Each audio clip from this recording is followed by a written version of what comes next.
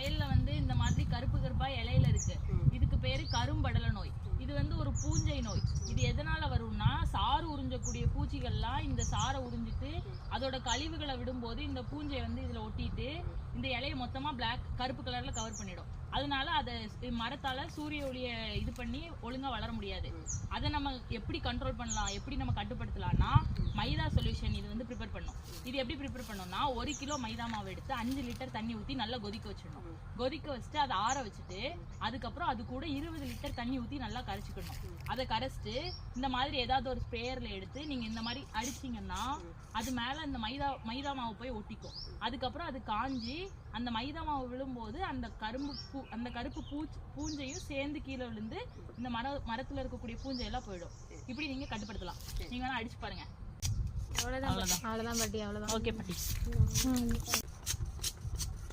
நல்லா